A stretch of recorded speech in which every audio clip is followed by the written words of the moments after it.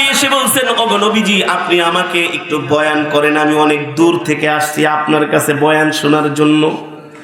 কোত্থেকে আসছো? আমি সেই ইয়ামেন থেকে আসছি। কেন আসছো? আপনার জবানে নসিহত শোনার জন্য। নবীজি বললেন, সাহাবী দুইটা নসিহত। এক নম্বরে হচ্ছে ইসবির, বিপদে পড়লে ধৈর্য ধারণ করবা। দুই নম্বরে হচ্ছে ওয়ালা তাগদাব, রাগ করবা না। কয়টা? সাহাবায়ে কেরাম নবীজির মজমায় বসা। ওগো নবীজি, এই দুইটা নসিহত যে আপনি তাকে করলেন, এই নসিহত কি আমাদের জন্য প্রযোজ্য নাকি? আল্লাহ নবী বলে প্রযোজ্য, মানি কোট কইরা রাখো, লেখা রাখো, সমস্ত সাহাবাদের জন্য, আমার উম্মতের জন্য নসিহত দুইটা। এক নম্বরে ধৈর্য ধরবা, দুই নম্বরে রাগ করবা না। আল্লাহু আকবার। পয়গম্বরের সাহাবীদের মধ্যে সবচাইতে রাগী ছিলেন কে? আল্লাহু আকবার। কে ছিলেন? ওমর। আরবের বাচ্চারা যখন রাত্রবেলা ঘুমাইতো না, দুষ্টামি করতো, ঘুমাইতে চাইতো না, মক্কার মায়েরা ছোট ছোট বাচ্চাদেরকে বলতো তাড়াতাড়ি ঘুমায় ঘুমায়, ওমর আসতেছে। আল্লাহু আকবার। কে আসতেছে? আর এখন আমাদের বাচ্চাদেরকে ভয় দেখায়, ঘুমা ঘুমা, বাঘ আইতেছে, ভাল্লুক আসতেছে। ঠিক কিনা বলে? ওমরের কথা শুনলে মক্কার বাচ্চারা পর্যন্ত ঘুমাই যেত। এমন গরম ওমর, গরম ওমর, রাগওয়ালা ওমর। আল্লাহর পয়গম্বরের সাথে এক জানাজায় গেছেন। আল্লাহর পয়গম্বরের সাথে এক জানাজায় গেছেন। মদিনায় দুর্ভিক্ষ দেখা দিয়েছে। আল্লাহর নবী একজন ইহুদির থেকে কিছু টাকা হাওলাত করেছেন, কিছু গরিব সাহাবীদেরকে দান করার জন্য। নবীজি সময় নিয়েছেন 1 মাস। কয় মাস? 1 মাস পরে, এ ইহুদি, তোমার টাকাগুলো আমি পরিশোধ করে দেব। ঠিক আছে মুহাম্মদ সাল্লাল্লাহু আলাইহি সাল্লাম, কোনো সমস্যা নাই, আপনি সত্যবাদী। কিন্তু ইহুদির টাকাগুলো নবীজিকে হাওলাত দিয়েছেন। এর মধ্যে ইহুদির মাঝে একটা শয়তানি ছিল, মানে নবীজিকে অপমান করবে। কি করবে? কোন মানুষকে যদি আপনি কিছু দেন, নিশ্চয়ই সে আপনার প্রতি একটু না একটু দুর্বল হবেই, হবে কি হবে না? ইহুদি কৌশলে নবীজিকে টাকাগুলো দিয়েছেন, দিনার দিরহামগুলো দিয়েছেন। তার মনে ছিল শয়তানি। নবীজি জানাজার নামাজে গেছেন। হযরত ওমর, অনেক সাহাবীরা নবীজির পিছনে পিছনে যাচ্ছেন। জানাজার নামাজ শেষ করে নবীজি যখন মসজিদে নববীর দিকে আসছেন, ওই ইহুদি জায়েদ যে জানাজার মানুষদের সামনে নবীজিকে গালাগালি শুরু করলেন। এ মুহাম্মদ সাল্লাল্লাহু আলাইহি সাল্লাম বলেন, তুমি তো লোক ভালো না, তোমার তো ওয়াদা ঠোয়াদা কিছু ঠিক নাই, তুমি শুধু মানুষেরটা খাইতে পারো, মানুষকে খাওয়াইতে পারো না। নাউজুবিল্লাহ বলেন। আরো জোরে নাউজুবিল্লাহ বলেন। হযরত ওমর অবাক হয়ে গেছে, কিরে বলেটা কি? মুহাম্মদ সাল্লাল্লাহু আলাইহি সাল্লাম তো কোনোদিন মানুষেরটা খায় না, বরঞ্চ নিজেরটা আরো মানুষকে, নিজে হাওলাত করে মানুষকে দান করে। নিজের পকেটের পয়সা না থাকলে সাহাবীদেরকে বলে দাও দাও, পরে নিয়ে যেও, এখন একটু গরিবদেরকে দান করি, অসহায়দের পাশে দাঁড়াই। ইহুদি আবল তাবল বলা শুরু করছে, এ তুমি না আব্দুল্লাহ, আব্দুল্লাহর ছেলে, তোমার চাচা না আব্দুল মুতালিব, এ তোমরা তো লোক ভালো না, তোমরা তো নিচু বংশের মানুষ, মানুষেরটা নিতে পারো, দিতে পারো না। নবী সাল্লাল্লাহু আলাইহি সাল্লাম বলে, এ ইহুদি কি হয়েছে? বলে, তুমি আমার থেকে যে টাকাগুলো হাওলাত নিয়েছো তাড়াতাড়ি দাও। নবীজি বলে, তোমার থেকে তো আমি 1 মাসের সময় নিছি। কয় মাসে? কেবলমাত্র 2 দিন হয়েছে, আরো 28 দিন বাকি আছে।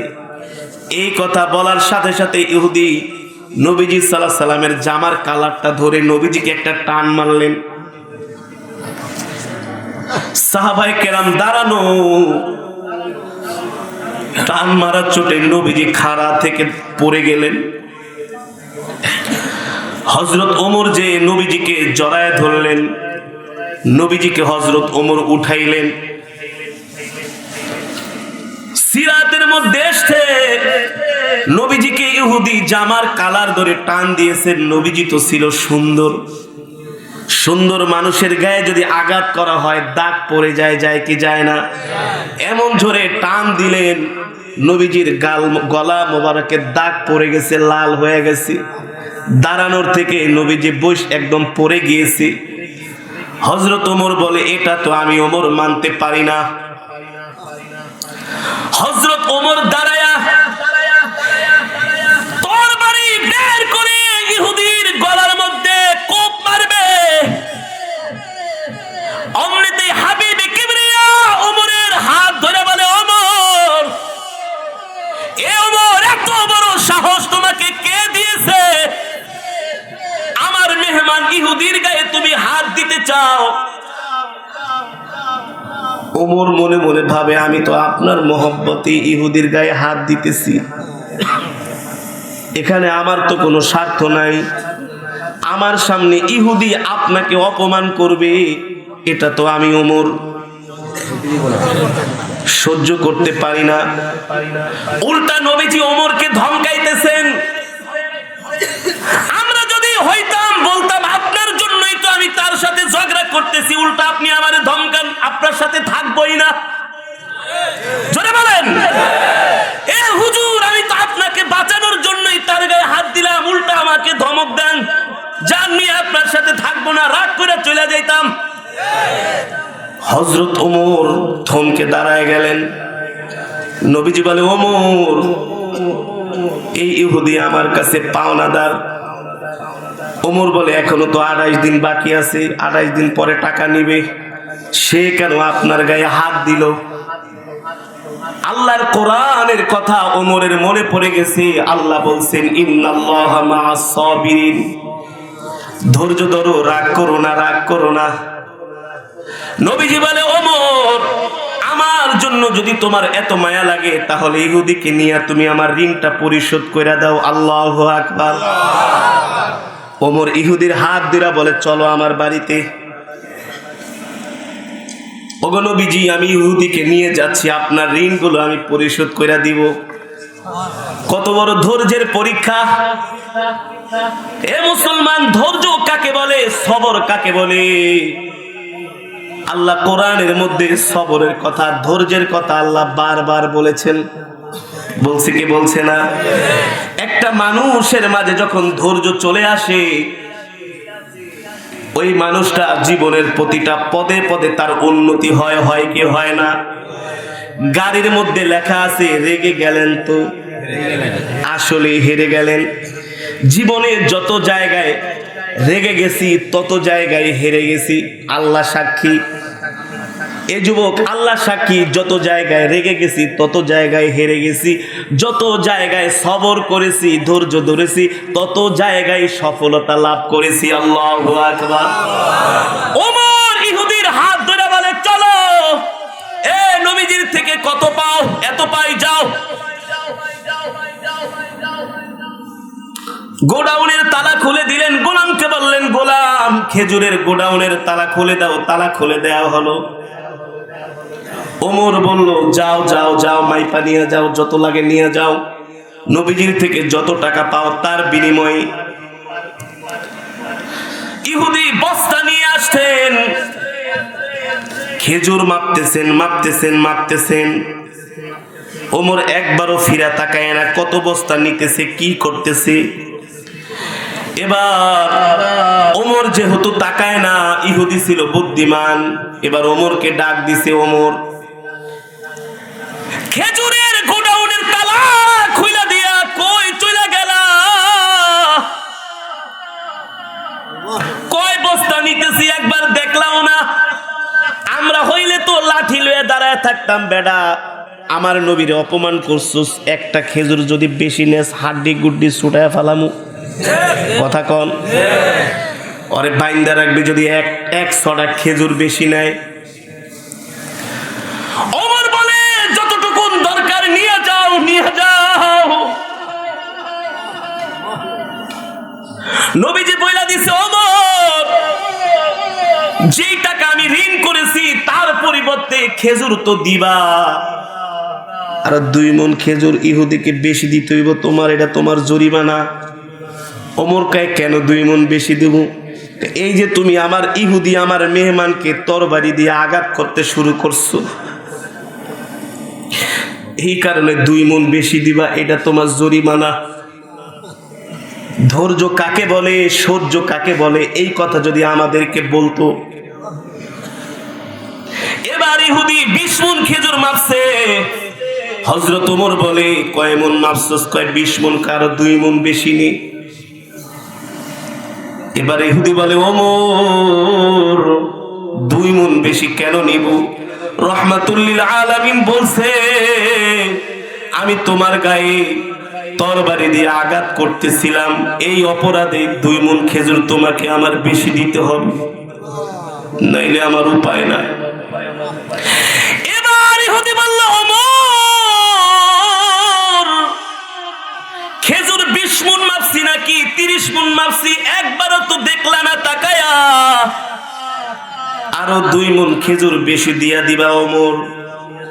এ ওমর একবারও তো আমার পরিচয়টা তুমি জিজ্ঞেস করলা না, আমি কে, কোত্থেকে আসছি, কোথায় আমার বাড়ি, কোথায় আমার ঘর। হযরত ওমর বলে কিছুই জিজ্ঞেস করার দরকার নাই, আমার কলিজার টুকরা হাবিবি কিবরিয়া রাহমাতুল লিল আলামিন যেটা বলছে সেটা তুমি নিয়ে যাও, তোমার প্রশ্ন করা আমাকে কোনো দরকার নাই, আমি তোমাকে কোনো প্রশ্ন করব না, তুমি তোমার পাওনা নিয়ে চলে যাও। ইহুদি মনে মনে ভাবে যে নবীর চরিত্র এত সুন্দর, যে নবী তার সাহাবীকে এত সুন্দর চরিত্র আখলাক শিক্ষা দিছে, যে নবীর আদর্শ এত সুন্দর, যাকে এত বড় অপমান করলাম, প্রতিবাদ তো করলই না, উল্টা আরো খেজুর তো দিতেছে আরো 2 মণ বেশি, তার সাহাবীকে আরো পানিশমেন্ট করতেছে। এত ভালো মানুষ তো আমি দেখি নাই। আল্লাহু আকবার। ইহুদি বলে ভাই ওমর খেজুরগুলো নিয়ে যাচ্ছি, একবারও জিজ্ঞেস করলে না, আমার পরিচয় জানতে চাইলে না, আমার সাথে একটু কথাও বললে না। ওমর বলে তোমার সাথে আমি কি কথা বলবো? তোমার সাথে কথা বলার জন্য তো আল্লাহর নবী আমাকে বলে নাই। তুমি পাওনাদার, তুমি তোমার পাওনা নিয়ে চলে যাও। এবার জায়েদ বলে ওমর আমি এখন শুধু পাওনা নিব না, তোমার সাথে আমি কিছু কথা বলতে চাই। এবার হযরত ওমর বলে কি বলবা, কি বলবা? ও ওমর তুমি তো আমার পরিচয় জিজ্ঞেস করলা না, একবার পরিচয়টা আমার জিজ্ঞেস করো। হযরত ওমর বলে কি তোমার পরিচয়? কোথায় তোমার বাড়ি, কোথায় তোমার ঘর? এবার ইহুদি বলে এ ওমর তুমি কি জায়েদের নাম শুনছো নাকি? হযরত ওমর থমকে দাঁড়াইছে, হ্যাঁ আমি তো জায়েদের নাম শুনছি। এ তুমি কি সেই জায়েদ যে কিনা ইহুদিদের সবচাইতে বড় আলেম, যে কিনা তাওরাত শরীফ মুখস্থ করেছে, তুমি কি সেই জায়েদ? এবার ইহুদিদের বড় আলেম জায়েদ বলে হ্যাঁ ওমর আমি তো সেই ইহুদিদের বড় আলেম, আমার নাম জায়েদ, আমি সেই জায়েদ যিনি কিনা তাওরাত শরীফ মুখস্থ করেছি। কোরআন শরীফের মধ্যে 114টা সূরা আর তাওরাত শরীফের মধ্যে 1000 সূরা। আল্লাহু আকবার, জোরে বলেন আল্লাহু আকবার। এত বড় তাওরাতের হাফেজ হচ্ছেন ইহুদিদের সবচাইতে বড় আলেম, যার নাম জায়েদ। নাম কি? তাওরাত শরীফের সবচাইতে ছোট সূরা যেটা, কোরআন শরীফের সবচাইতে ছোট সূরা সূরা নাস। তাওরাত শরীফের সবচাইতে ছোট সূরা যেটা, তার আয়াত সংখ্যা হচ্ছে 1000। আল্লাহু আকবার। এত বড় কিতাবের আলেম, এত বড় কিতাবের হাফেজ জায়েদ। এবার নবীজি বললেন এ জায়েদ এত বড় তাওরাতের আলেম হইয়া তুমি কেমনে আমার নবীর সাথে বেয়াদবি করলে রে জায়েদ, আমার তো বুঝে আসে না।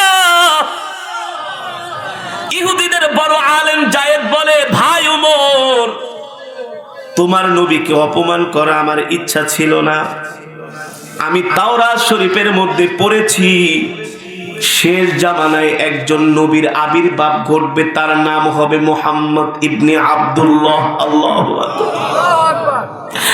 শেষ জামানায় একজন নবীর আবির্ভাব ঘটবে, তার নাম হবে মুহাম্মদ ইবনে আব্দুল্লাহ।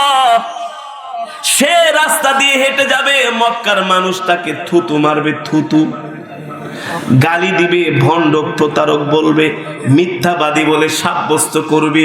কিন্তু তাওরাত শরীফের মধ্যে আছে, মানুষ তাকে যতই কষ্ট দিবে সে শুধু ধৈর্য ধরবে, ধৈর্য ধরবে, কোনো প্রতিবাদ করবে না। আল্লাহু আকবার।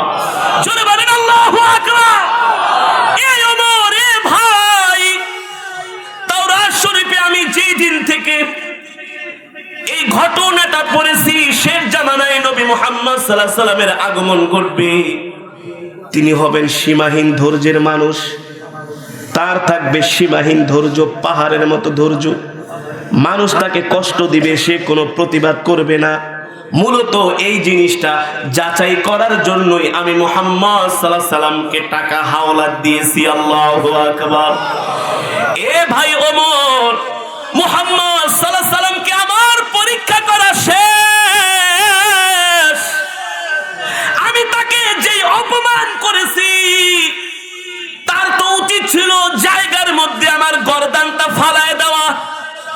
আরে সে তো আমার গায়ে একটা ফুলের টোকাও দেয় নাই, উল্টা তুমি আমাকে মারার জন্য উদ্ধত হয়েছো। বরঞ্চ উল্টা সে আমাকে না ধমকায়া তোমাকে ধমকাইছে। আমার আর বুঝতে বাকি নাই, এই নবী হচ্ছেন শেষ জামানার পয়গম্বর মুহাম্মদ সাল্লাল্লাহু আলাইহি সাল্লাম। আল্লাহু আকবার। এ ভাই ওমর, যেই ধর্মের মধ্যে এত সুন্দর ধৈর্য ধরার আদর্শ আছে, যেই ধর্মের মধ্যে এত সুন্দর ধৈর্য ধরার নির্দেশ আছে, নিশ্চয়ই নিশ্চয়ই এই ধর্মই হচ্ছে পৃথিবীর শ্রেষ্ঠ ধর্ম। এই ধর্মই হচ্ছে পৃথিবীর শান্তির ধর্ম। যেই ধর্মের মানুষ এত সুন্দর করে ধৈর্য ধরতে পারে, সবর করতে পারে, নিশ্চয় নিশ্চয় নিশ্চয় এই ধর্মই হচ্ছে পৃথিবীর একমাত্র জীবন ব্যবস্থা। আল্লাহু আকবার। এ ভাই ওমর, চলেন আমাকে এবার নবীজির কাছে নিয়ে যান। আমি তার ব্যবহারে আচরণে, তার সবর দেখে আমি মুগ্ধ হয়ে গেছি। আর দেরি করব না, এখনই আমি তার হাতে হাত রেখে কালেমা পড়ে মুসলমান হয়ে যাব। আল্লাহু আকবার। খেজুরের বস্তা টস্তা কি ওগুলা বাদ। ইহুদিদের বড় আলেম জায়েদ বলে, বস্তা টস্তা রাখেন তো এইসব, আমাকে আগে গোসল করান, ওযু করান। এ ওমর, এখন থেকে কিন্তু আমি আপনার ভাই হয়ে যাব। আল্লাহু আকবার। ওমর তার ভাইকে, ইহুদিকে বলল, গোসল কইরা আসেন। গোসল টোসল করে আতর গোলাপ মেখে বলে চলেন। ইহুদি জায়েদ বলে চলেন চলেন, এখন যায় নবীজির হাতে হাত ধরে কালেমা পড়ে মুসলমান হয়ে যাব। আল্লাহু আকবার।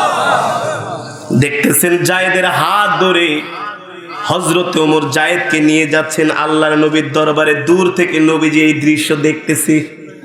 কিরে কিরে, যে ওমর রাগান্বিত হয়ে গেলে পারলে ইহুদির জায়গার মধ্যে খায়া ফেলায়, এখন দেখতেছি তার হাত ধরে আমার দরবারের দিকে আসতেছে।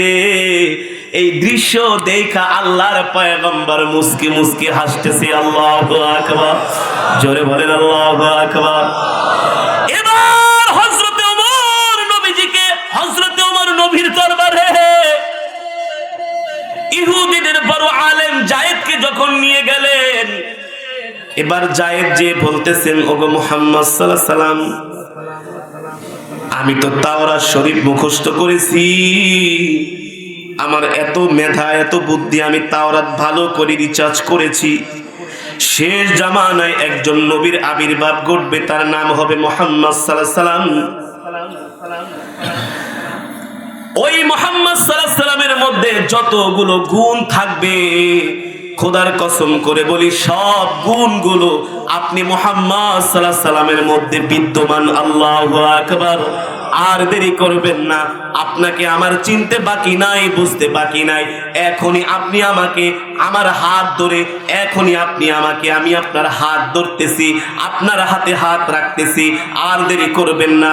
যেই ধর্ম মানুষকে এত সুন্দর ধৈর্য শিক্ষা দেয়, যেই ধর্ম মানুষকে এত সুন্দর সহ্য শিক্ষা দেয়, যেই ধর্ম মানুষকে এত সুন্দর সোনার মানুষে পরিণত করে, আর দেরি করবেন না। আমি আজকে থেকে কালেমা পড়ে মুসলমান হয়ে যাব। আল্লাহু আকবার। এবার ইহুদি হাত ধরে নবীজির কালেমা পড়ে মুসলমান হয়ে গেল। নবীজি ওমরকে ডাইকা বলতেছে, ওমর, তুমি যদি তোমার তরবারি দিয়ে ইহুদির গলার মধ্যে কোপ মারতা, দুনিয়া থেকে চলে যাইতো, একজন ভাইকে হারাইতা। ঠিক কিনা বলেন? ঠিক কিনা বলেন? এই কারণে নবীজি বলছেন, এ উম্মত, প্রতিটা পদে পদে তোমরা সবর করবা, ধৈর্য ধরবা, হতাশ হবা না। বিপদ আপদ যত কিছুই আসুক না কেন, ইন্নাল্লাহা মা'আস সাবিরিন। জামিনে আপনাকে এমন সুন্দর সুসংবাদ দিবে যা আপনি কোনোদিন কল্পনাও করতে পারবেন না। ঠিক কিনা বলেন? এই কারণে সবরের মতো, ধৈর্যের মতো, সবরের মতো, ধৈর্যের মতো এই নিয়ামত আল্লাহ আমাদের সকলকে দান করুক, বলি আমিন। আরো জোরে শুনে বলি আমিন। ঘরে যায় ভাবির সাথে রাগ করবেন না। একটা কথা বলছে, বলুক। স্ত্রীরা হচ্ছে একটু বেকা টাইপের, সবর করেন, ধৈর্য ধরেন। আজকে সমাজের ভিতরে মারামারি, কাটাকাটি, হানাহানি অধৈর্য হওয়ার কারণে। ঠিক কিনা বলেন? একদল আরেক দলকে সহ্য করতে পারে না। ক্ষমতা আছে, মামলা দিয়া দাও, পুলিশ দিয়া ধরায় দাও। না, আল্লাহর নবী বলে, করো না। তোমার ক্ষমতা আছে, তোমার চাইতে বড় ক্ষমতা কার? জোরে বলেন, কার? আল্লাহ। আল্লাহ বলে, সবর কর, ধৈর্য ধর, প্রতিশোধ নিস না। বান্দা যতক্ষণ মজলুম থাকে, আল্লাহর রহমত ততক্ষণ তার উপরে থাকে। বান্দা যখন জালেম হয়ে যায়, জালেম, অত্যাচারী, আমার সীমানায় আসবি না, একবারে ঠ্যাং পিটায় ভাইঙ্গা ফেলামু, বলে কি বলে না? আরে কথা বল না কেন? আমার বাড়ির সামনে দিয়া যাইতে পারবি না, এই রাস্তা দিয়ে হাঁটতে পারবি না। আল্লাহ বলে, এই সমস্ত দাম্ভিক আচরণ করো না, অহংকারী আচরণ করো না। আল্লাহ বলেন, অহংকার হচ্ছে আমার চাদর। কার চাদর? আল্লাহ বলে, কেউ যদি আমার চাদর নিয়ে টানাটানি করে, আমি আল্লাহ কিন্তু বরদাস্ত করি না। ঠিক কিনা বলেন? এই কারণে ভাই, রাত্র অনেক হয়ে গেছে, আপনাদেরকে বলবো, জীবনের প্রতিটা ক্ষেত্রে সবর করবেন, ধৈর্য ধরবেন, প্রতিশোধ নেওয়ার দরকার নাই। নিজে অত্যাচারিত হবেন কিন্তু অত্যাচার করবেন না। আল্লাহ এই দুইটি গুণ আমাদের মাঝে আল্লাহ কায়েম করার তৌফিক দান করুক, বলি আমিন। আরো জোরে সরে বলি আমিন। এই দুইটি গুণ যেন আমরা জীবনের প্রতিটা বাঁকে বাঁকে, প্রতিটা ক্ষেত্রে, প্রতিটা সেক্টরে এই দুইটা গুণ নিয়ে যেন আমরা বাঁচতে পারি। জান্নাতি মানুষ যারা হবে, তারা হবে ধৈর্যশীল। তারা কি হবে? অধৈর্যরা জান্নাতি হবে না। রাসূলের সাহাবীদের জীবনের দিকে তাকায় দেখেন, কোন সাহাবী অধৈর্য ছিল না, ধৈর্যশীল ছিলেন। আল্লাহর নবী ধৈর্যশীল ছিলেন। আল্লাহ কি ধৈর্যশীল না? হ্যাঁ, আমরা যেই পাপ করি, আকাম কুকাম করি, যেই নাফরমানি করি, করি কি করি না? এক সেকেন্ডে আল্লাহ আমাদেরকে ভূমিকম্প দিয়া ভ্যানিশ করে দিতেন, ফিনিশ করে দিতেন, মিটায়া দিতেন। কিন্তু আল্লাহ তো ধৈর্যশীল, এই কারণে আল্লাহ আমাদের কিছু বলে না। ঠিক কিনা বলেন? আল্লাহ বলে, আমি ধৈর্যশীল, আমার যেই বান্দা ধৈর্যশীল হবে, আমি আল্লাহ সেই বান্দাকে পছন্দ করি। আল্লাহু আকবার। এই কারণে আল্লাহ তাআলা আমাদের সকলকে ধৈর্যশীলদের কাতারে অন্তর্ভুক্ত করুক, বলি আমিন। আরো জোরে সরে বলি আমিন। এই মাহফিলকে আল্লাহ কিয়ামত পর্যন্ত কবুল করুক, বলি আমিন। আপনারা ধৈর্য ধরে এই প্রচন্ড ঠান্ডার মধ্যে, শীতকে উপেক্ষা করে আপনারা দীর্ঘক্ষণ সময় বসে বসে কোরআনের তেলাওয়াত শুনেছেন, কোরআনের বয়ান শুনেছেন। আল্লাহ তাআলা আমাদের সকলকে উত্তম জাযা খায়ের দান করুক, বলি আমিন। এই আশা ব্যক্ত করে আমি আমার আলোচনা এখানেই শেষ করছি।